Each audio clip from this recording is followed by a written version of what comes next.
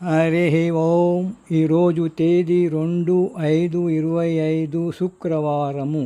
ఈరోజు గీతా పఠనం అనే కార్యక్రమంలో చిన్నారులకు 12వ అధ్యాయము నుండి 16, 17, 18 శ్లోకాలు నేర్పడం జరిగింది.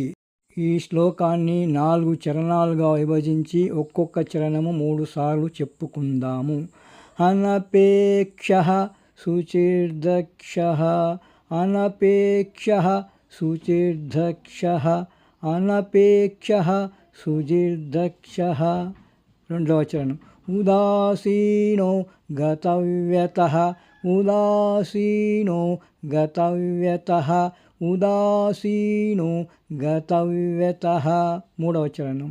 సర్వారంభ పరిత్యాగి సర్వారంభ పరిత్యాగి సర్వారంభ పరిత్యాగి యో మద్భక్తః స మే ప్రియః యో మద్భక్తః స మే ప్రియః యో మద్భక్తః స మే ప్రియః.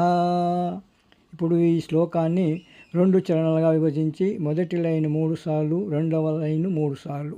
అనపేక్షః శుచిర్దక్షః ఉదాసీనో గతవ్యతః అనపేక్షః శుచిర్దక్షః ఉదాసీనో గతవ్యతః అనపేక్షః శుచిర్దక్షః ఉదాసీనో గతవ్యతః.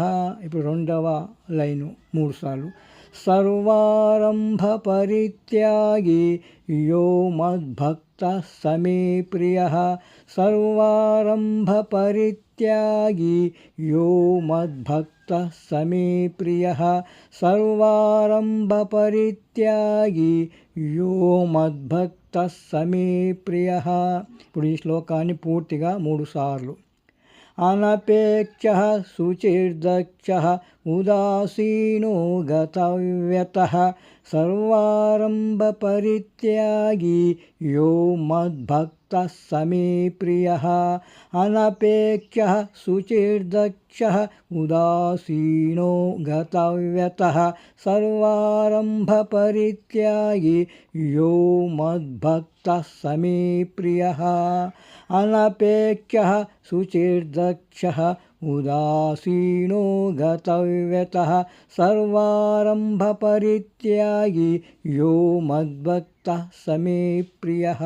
ఈ విధంగా మీరు ఈ శ్లోకాన్ని చూస్తూ పఠిస్తే తొందరగా నేర్చుకోవచ్చు. గోపాలకృష్ణ భగవానికి జై.